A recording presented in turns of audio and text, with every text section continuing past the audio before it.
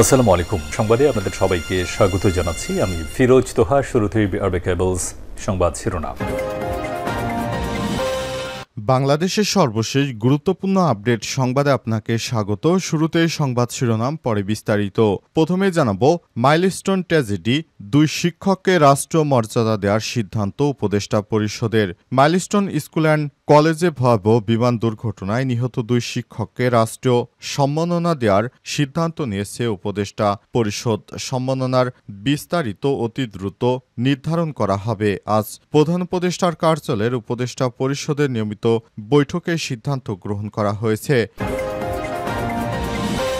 এরপর জানাবো, সাজেক সড়কে পাহাড় ধসে যোগাযোগ বন্ধ, আটকে পড়েছে 425 জন পর্যটক। রাতে টানা ভারী বর্ষণের কারণে রাঙামাটির বাঘাইছড়ি উপজেলার সাজেক সড়কের অন্তত 3টি স্থানে পাহাড় ধসের ঘটনা ঘটে। এতে সাজেক পর্যটন কেন্দ্রের সঙ্গে খাগড়াছড়ি ও বাঘাইছড়ির সড়ক যোগাযোগ বন্ধ হয়ে গেছে। ফলে দুই পাশে আটকে পড়ে আছে 425 জন পর্যটক। অবস্থায় সেনাবাহিনী জরুরি পদক্ষেপ নিয়েছে এবং সেগুলো সরাতে সহায়তা করছে।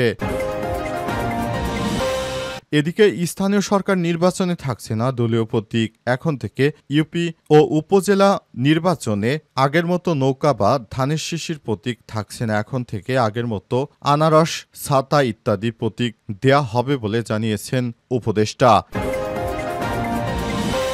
এদিকে সায় ছিল না ভারতের, বাতিল হলো আওয়ামী লীগ নেতাদের দিল্লির সংবাদ সম্মেলন। শেখ হাসিনা নেতাকর্মীরা দিল্লিতে সংবাদ সম্মেলন করতে চেয়েছিল, কিন্তু ভারতের প্রধানমন্ত্রী নরেন্দ্র মোদী সেটি করতে দেয়নি। এবার শেখ হাসিনার বিরুদ্ধে কঠোর পদক্ষেপ নিয়েছে ভারতের নরেন্দ্র মোদী সরকার। আজ এক বিজ্ঞপ্তিতে সংবাদটি নিশ্চিত করেছে ভারতীয় সংবাদ মাধ্যম এনডিটিভি।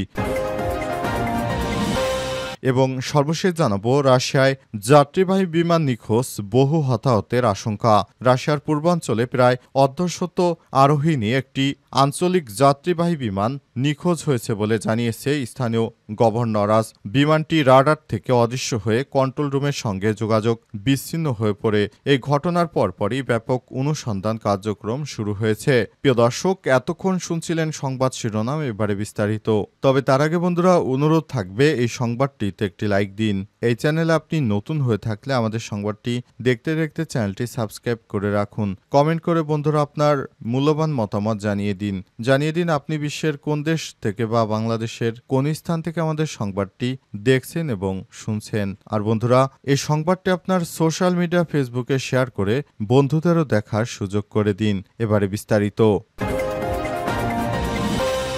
মাইলস্টোন ট্র্যাজেডি, 2 শিক্ষককে রাষ্ট্রীয় সম্মাননা দেওয়ার সিদ্ধান্ত উপদেষ্টা পরিষদের। মাইলস্টোন স্কুল অ্যান্ড কলেজে ভয়াবহ বিমান দুর্ঘটনায় নিহত 2 শিক্ষককে রাষ্ট্রীয় সম্মাননা দেওয়ার সিদ্ধান্ত নিয়েছে উপদেষ্টা পরিষদ। এই সম্মাননার বিস্তারিত অতি দ্রুত নির্ধারণ করা হবে। বৃহস্পতিবার 24শে জুলাই প্রধান উপদেষ্টার কার্যালয়ের উপদেষ্টা পরিষদের নিয়মিত বৈঠকে এই সিদ্ধান্ত নেওয়া হয়েছে। বৈঠকের শুরুতে মাইলস্টোন স্কুল অ্যান্ড কলেজে বিমান দুর্ঘটনায় নিহতদের স্মরণে শোক প্রস্তাব গ্রহণ করা হয়েছে। তাদের আত্মার প্রতি সম্মান জানিয়ে 1 মিনিট নীরবতা পালন এবং নিহতদের রুহের মাগফিরাত কামনা করে মোনাজাত করা হয়। মর্মান্তিক এই দুর্ঘটনায় নিহতদের পরিবার এবং আহতদের চিকিৎসা সেবায় সরকারের পক্ষ থেকে প্রয়োজনীয় সকল সহায়তা দেওয়ার সিদ্ধান্ত গৃহীত হয়েছে। এ লক্ষ্যে শিক্ষা মন্ত্রণালয় স্কুল কর্তৃপক্ষের সঙ্গে আলোচনা করে পরবর্তী পদক্ষেপ নির্ধারণ করবেন। এছাড়াও নিহতদের আত্মার মাগফিরাত কামনা করে এবং আহতদের সুস্থতা কামনা করে শুক্রবার সব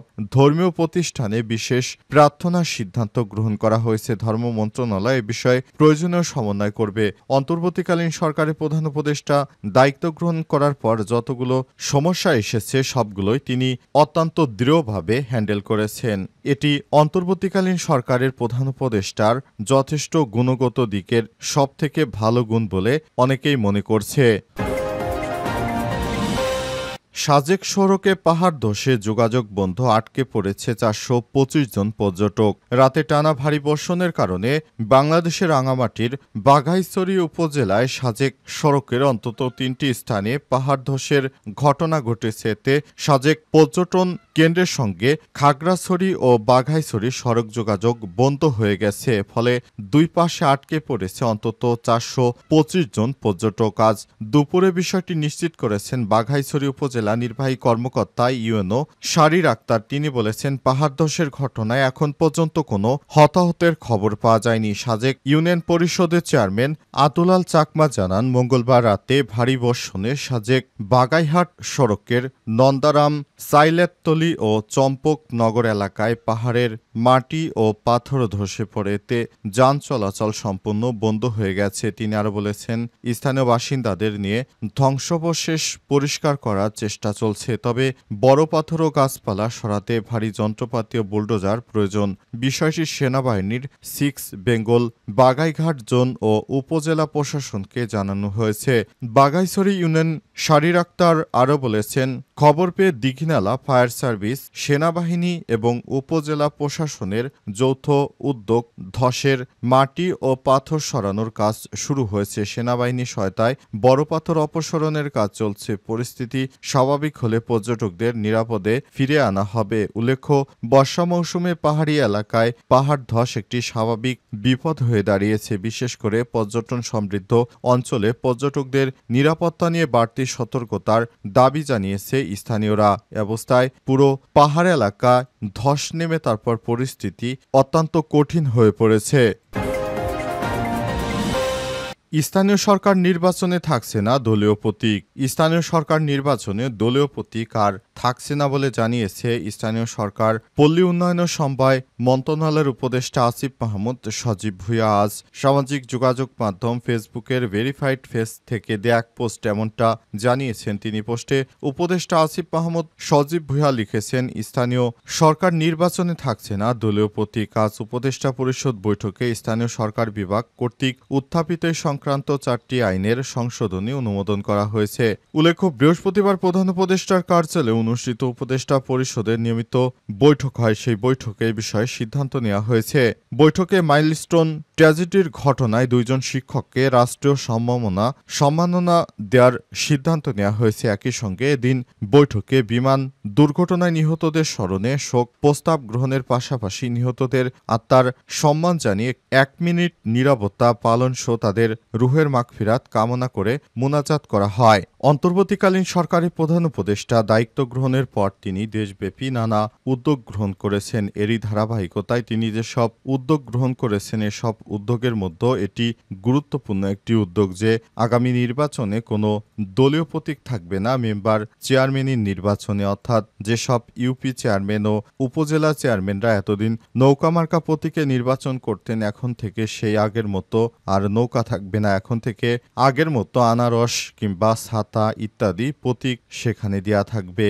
এটি বাংলাদেশের মানুষের দীর্ঘদিনের প্রত্যাশা ছিল বলে জানা গেছে।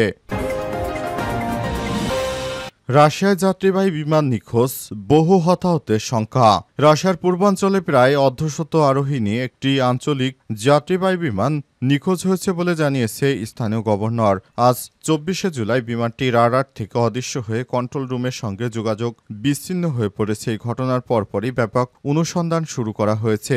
রাশিয়ার জরুরি পরিস্থিতি মন্ত্রণালয়ের স্থানীয় শাখা জানিয়েছে, বিমানটি ছিল অ্যান্ট্রোপ AN-24 মডেলের যাত্রীবাহী প্লেন, যা সাইবেরিয়ার ভিত্তিক আঙ্কারা এয়ারলাইন পরিচালনা করছিল। বিমানটি চীন সীমান্তবর্তী আমুর অঞ্চলে টাইন্ডা শহরের দিকে অগ্রসর হওয়ার সময় এটি রাডার থেকে হারিয়ে যায়। আমুর অঞ্চলের গভর্নর ভ্যাসিলি অরলভ সামাজিক যোগাযোগ মাধ্যম টেলিগ্রামে এক বার্তায় জানিয়েছেন, প্রাথমিক তথ্য অনুযায়ী বিমানটিতে 43 জন যাত্রী ছিলেন, যাদের মধ্যে 5 জন শিশু ছিল। এছাড়াও বিমানটিতে 6 জন ক্রু সদস্য ছিলেন বলে ধারণা করা হচ্ছে। তিনি আরও বলেন, বিমানটি খুঁজে পেতে জরুরি প্রয়োজনীয় সব রকম ব্যবস্থা গ্রহণ করা হচ্ছে। তবে হঠাৎ করে এই ধরনের বিমান দুর্ঘটনা বিশ্বব্যাপী খুবই অনাকাঙ্ক্ষিত। বাংলাদেশে এই ধরনের বিমান বিধ্বস্ত হলো, ভারতেও হলো, আবার থাইল্যান্ডেও হয়েছে। এরপর এবার রাশিয়া এই ধরনের বিমান দুর্ঘটনায় ব্যাপক ক্ষয়ক্ষতির আশঙ্কা করা হচ্ছে।